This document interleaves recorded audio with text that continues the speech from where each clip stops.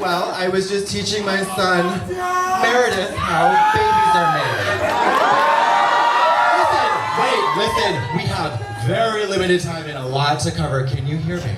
Can you hear me over there in Minnesota? I know we're in New York, but you guys have been through a lot and I salute you. Okay, so here we go. That's a woman, no argument necessary. New York City is...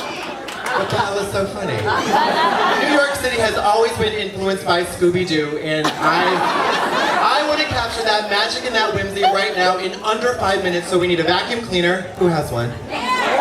Lots of manila envelopes.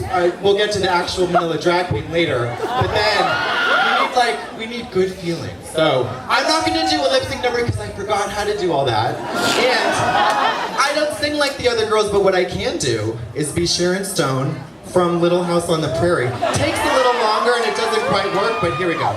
So imagine I have a vagina. And then we could get down to who we really are, okay? Because that whole North Carolina bathroom stuff has to do with what? When I go to the bathroom, what do I want to do? I want to empty my bladder. Do I want to have sex with children? I don't know. Usually not. How many children have you had sex with today? Probably 0, right? Who wants to do that? There are so many adult, gorgeous men out there and women who do bodybuilding on the side, and I want to have sex with them all day long. So here's what we need to do. We need to take a nap. For like 3 hours just to get our heads straight. And then we need to come up with a plan. But the thing is, I'm not that smart. Are you that smart? We need a lot of money. Is anybody rich? I've had 5,000 Singapore dollars in my checking account for the last 20 years, so I'm like, obviously a billionaire or something, so. I don't know. New York City, I always find that it's called the Big Apple. Do you know why? Why, Katya? Because there was a huge apple here once. And it was like, you know in Indiana Jones when that opening scene, and it's that giant boulder and it's so fast and you're like, no human man would be able to survive that, but what does that tell us? It gives us a message of hope. And if you're Harrison Ford and you find Melanie Griffith, she took a Xanax and she's been drinking, you carry her up the stairs, you do not have sex with her, because that is not what a gentleman does in the 80s in Hollywood, so you court her, you find out she's a great at business. It might be a little sexist, but it's okay. Because in the end, Sigourney Weaver turns out to be the devil, and I don't want us to be women. They always want to make it the woman, and she's bony, and she's, her hips are like sharp, and they'll hurt you. And it's, I don't know.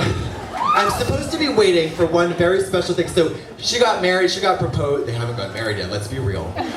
There was a proposal, and it was so romantic, but kids, are there any kids here tonight? I'm not afraid. You're probably old enough to know that Santa's not real, but I have to tell you, I have some other bad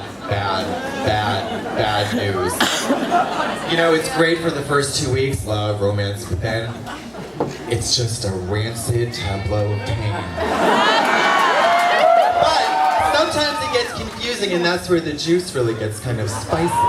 Like, I know that if I went on vacation with a banker and he didn't speak English, I'd have a great time. But if I go with someone that I'm kind of attracted to and also kind of get along with, if we're not doing like a helicopter tour around Maui and then eating enough sweet potatoes that we get sick, what's the fucking point? Marriage is not gonna work. I have to sleep in a different bed, at a different time, in a different city.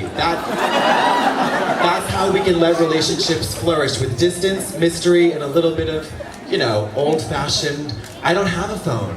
Like, my feet are always dirty, that's who I am, I'm gonna say one last thing, and it's Bush did 9/11. Thank you so much.